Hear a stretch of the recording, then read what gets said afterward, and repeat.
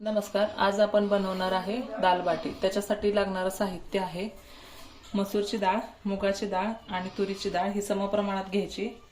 डाळीसोबतच कांदा, टोमॅटो आणि बटाटा शिजत टाकायचा. हे सांबरसाठी आपण पहिलं तयारी करून घेणार आहे. सगळ्या डाळी एकत्र कुकरला 2-3 शिट्ट्या काढून शिजवून घ्यायच्या आहेत.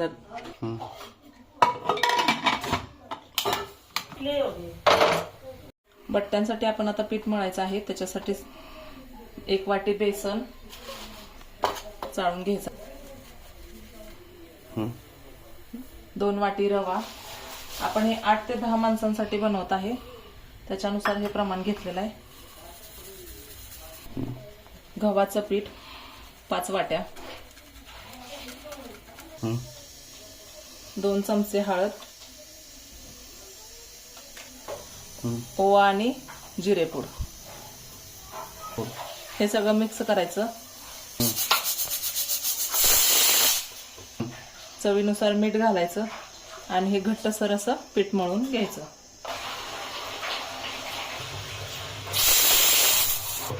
घट्ट पीठ मळायचं, पातळ पीठ मळायचं नाही.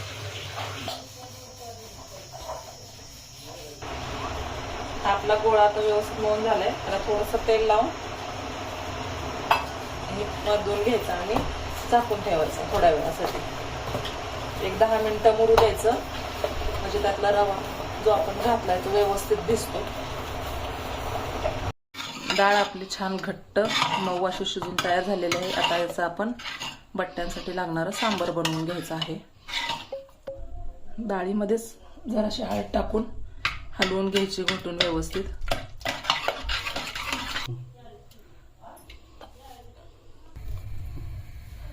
पातेल्यामध्ये तेल वतायचं आहे की त्याच्यामध्ये सगळ्यात आधी मोहरी टाकायची आहे. मोहरी चांगली तडतडू द्यायची. मोहरी तडतडले, आता जिरे टाकायचे. त्यानंतर कढीपत्ता, आलं लसूण,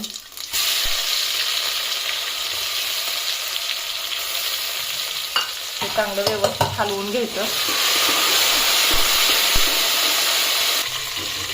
आमसूल टाकायचं त्याच्यामध्ये.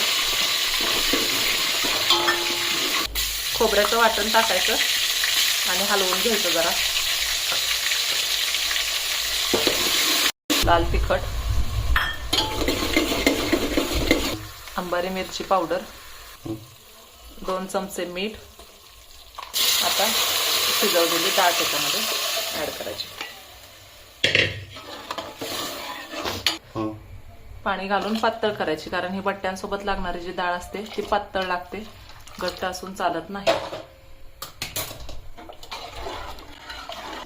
हा आपला तयार झाला आहे बट्ट्यांसाठी लागणारा रस्सा. आपण बट्ट्या वाफवायला ठेवायच्या आहेत. हे आपण कुकरमध्ये पण वाफवू शकतो, पण फास्ट करायचे असतील तर आपल्याला इडली पात्रात आपण ह्या वाफवून घ्यायच्या. ही अशी पारी करायची आणि त्याच्या आतमध्ये एक छोटासा गोळा टाकून ही अशी बंद करायची आणि हे अशी ह्या पद्धतीने वाफवायला ठेवायची. ह्याच्या आत छोटा गोळा ह्याच्यासाठी टाकायचा, त्याला एक छान लेयर येतात परत, म्हणून टाकायचा. हे आता 10 ते 15 मिनिटं गोळे वाफवायला ठेवायचे.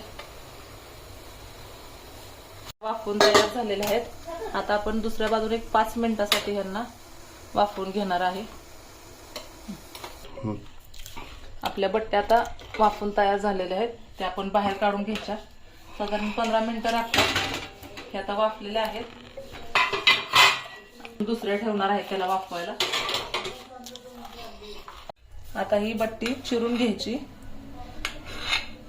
आणि ह्याला तळायचं. कडक होईपर्यंत छान तळायच्या.